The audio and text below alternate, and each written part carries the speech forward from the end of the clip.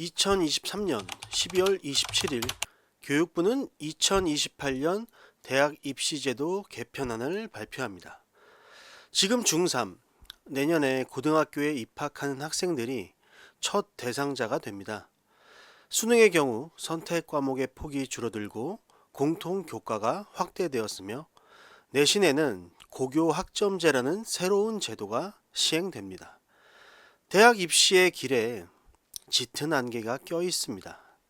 어떤 미래인지 명확하게 보이지 않습니다. 하지만 항상 길을 찾아내는 대세학원에서 지난 1년간 고민하고 확인한 내용들을 공유하고자 합니다. 대입의 변화. 종전과 마찬가지로 수시와 정시라는 크게 두 가지의 입시 전형이 있습니다. 기본적인 설명을 드리겠습니다. 수시로 대학을 가는 방법은 세 가지입니다. 학생부 교과, 학생부 종합, 논술. 간단하게는 내신으로 가느냐, 학생부로 가느냐, 논술로 가느냐입니다. 특목고 자사고 학생들은 거의 학생부와 논술로 준비해 왔습니다. 거기서의 내신 경쟁은 너무 힘들기 때문이죠.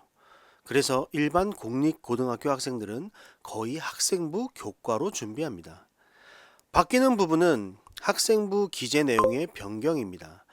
그간 폐해가 많았던 것이 반영된 듯 합니다. 그리고 큰 변화가 있는 정시를 보겠습니다. 통합형 수능이 시작됩니다. 그간 준비했던 전략과 깊이 등등 많이 바뀌었습니다. 한마디로 말씀드리면 이제 수능은 선택이 아닌 필수가 되었습니다. 서울 주요 대학에서는 정시와 수시 반반으로 학생을 선발합니다. 여기서 중요한 것은 수시의 절반은 학생부 종합인데요. 학종으로 통과한 뒤에 최저 등급을 못 맞춘 학생들이 정시 경쟁에 뛰어들게 됩니다. 그럼 정시 비율은 60%까지도 증가하게 됩니다. 수능은 선택이 아닌 필수 조건이 됩니다. 그럼 바뀐 수능은 무엇이 다른지 표를 보며 말씀드리겠습니다. 모든 과목이 공통이라는 단어가 붙습니다. 다시 말해 선택 과목이 사라집니다. 자신의 유불리에 따라 전략에 따라 선택하던 과목들이 공통이라는 이름 안에 포함되거나 제외되었습니다. 국어 선택이 공통에 들어왔고요. 수학의 경우 공통 수학의 범위는 늘어났고 심화 수학이라 여겨지던 기하와 미적분 2가 없어졌습니다. 사회와 과학도 17과목 중 2개 선택에서 공통사회, 공통과학으로 통합되었습니다. 자, 요약하자면 이과가 보는 시험지와 문과가 보는 시험지가 모두 같습니다. 바야흐로 문이과 통합수능 첫 세대입니다. 피할 수 없습니다. 모두 같은 출발선에서 결승점을 향해 달려갑니다. 그럼 수능은 어떻게 변화할까요? 국어는 이미 문해력 약화로 말하지 않아도 어려워하고 있고요. 수학, 과학, 사회는 통합으로 인해 공부할 양이 많이 늘었습니다. 영어는 절대평가지만 기본 수준에 도달하지 않으면 문제가 많습니다. 변별력은 수학, 과학이 될 것으로 보입니다. 왜냐하면 문이과 학생들이 같은 과목으로 경쟁을 해야 하기 때문입니다. 다음 큰 변화는 9등급제에서 5등급제로, 절대평가에서 상대평가로 바뀌게 됩니다. 안타깝지만 같은 학교 친구들이 경쟁의 상대가 됩니다.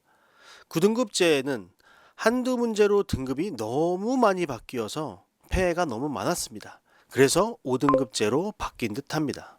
중간 성적의 학생들이 성실히 공부하면 1등급을 노려볼 수 있는 기회라 생각됩니다. 표를 보시면 A 학생, B 학생, C 학생 원 점수와 석차가 이렇게 기재되어 있는데요. 이 친구들을 첫 번째 9등급 상대평가에 한번 대입해 보겠습니다. 그러면 A 학생은 8등, 1등급이 정확히 나오게 되고요. 그 다음에 B 학생은 2등급, C 학생은 3등급 정확하게 등급이 나눠지게 되죠. 그런데 이제 바뀌는 5등급 상대평가 체제로 넘어가 보시면 A 학생과 B 학생은 모두 1등급을 받게 되고요. C 학생은 2등급을 받게 됩니다. 여기까지도 그래도 등급이 나눠지니까 누가 잘하고 못하는지를 확인할 수 있었는데 중학교 평가인 절대평가로 넘어가서 등급을 확인해 보시면 모든 학생들이 전부 다 A등급입니다. 그래서 우리 지역의 중학교 성적을 분석해 본 결과 2학년, 3학년 학생들이 A등급을 어느 정도 받았는지를 보여주는 표인데요. 평균적으로 30%가 넘어가는 학생들이 A등급을 받고 있었습니다. 그렇다면 9등급제 환산 시에는 1등급에서 4등급까지 나올 수 있는 등급이 된다는 거고 5등급제로 환산했을 때는 1등급에서 많게는 3등급까지도 나올 수 있다는 것을 보여주고 있는 표로 확인해 보시면 될 것 같습니다. 결론은 중학교 A등급 학생이 고등학교에서의 1등급은 아니다. 심지어 3등급까지도 나올 수 있다는 것이 현실입니다. 내신과 수능. 내신, 학교에서 얼마나 성실히 공부했는가. 수능, 학교에서 배운 내용을 얼마나 활용할 수 있는가입니다. 이런 질문을 받습니다. 고1 때 모의고사 준비해 주시나요? 앞에서 보셨듯이 내신에서 공부한 것을 활용한 것이 수능이기에 고1, 고2 때까지는 내신과 수행평가의 비중을 많이 가져가셔야 하고 고2 후반부부터 모의고사 비중을 높이셔야 합니다. 고교학점제란 학생들이 진로에 따라 다양한 과목을 선택하고 이수하여 출석일수 3분의 2, 누적학점 192학점에 도달할 경우 졸업을 인정받는 제도입니다. 비율은 교과 174학점, 창의적 체험활동 18학점으로 구성되어 있고요. 학점 이수 조건은 성취율 40% 이상을 기준으로 두고 미이수 시에는 반드시 보충 이수를 통해 성취도 2를 받아야만 졸업이 가능해집니다. 보충 이수 종류에는 학교에서 운영하는 방학 보충 수업과 교육청 프로그램, 온라인 학습이 있습니다. 고교학점제 평가제도. 초기에는 절대평가로 발표하였으나 특목 자사고에 너무 유리하다고 판단되어 절대평가와 상대평가를 같이 기재하는 것으로 변경되었습니다. 현 일반고에서 일부 선택 과목은 절대평가만 기재하게 되어 있으나 상대평가까지 같이 기재가 된다면 앞으로 거의 모든 과목의 선택 중요도는 현재보다 더 높아지고 학습량 또한 증가할 것으로 보입니다. 고교학점제의 선택 시점. 고1 과정까지는 공통 과목으로 학점을 이수하게 되고 본격적으로 고2부터 본인의 선택으로 시간표를 정할 수 있게 됩니다. 크게 일반 선택과 진로 선택, 융합 선택으로 분류되며 일반 선택은 중위권 학생, 진로 선택은 상위권 학생, 융합 선택은 하위권 학생들이 선택하기에 적절하다고 보실 수 있습니다. 고교학점제는 현재까지도 완전하지 않은 제도이기에 앞으로도 많은 변화가 있을 것으로 예상됩니다. 대세학원은 그 변화에 대한 해결책을 학부모 여러분들께 제공하겠습니다. 모의고사. 겨울방학 이후 모든 학생들이 공부한 내용으로 모의고사를 진행합니다. 절대평가 시험에 적응했던 학생들이 이제 경쟁 모드로 들어가기 위해 시험에 익숙해져야 합니다. 모의고사의 점수가 중요한 것이 아니라 위크 포인트를 찾아내 중간고사, 기말고사에서 좋은 등급을 얻는 것이 목적입니다. 담임민재.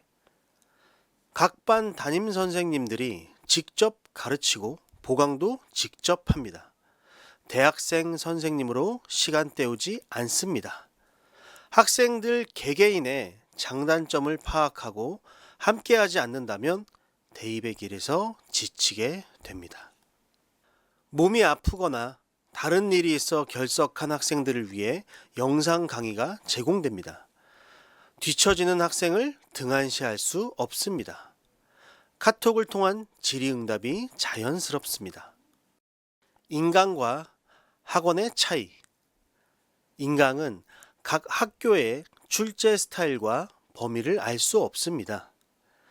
내신은 각 학교마다 출제 범위도 다르고 스타일도 다릅니다. 삼성 지역에서 10년을 해온 대세학원의 강점이 이것입니다. 또한 인강은 스마트폰, 태블릿 PC를 통해 이루어지는데 강의를 듣는 중 다른 일을 하고 싶은 유혹을 잘 이겨낼 수 있을까요?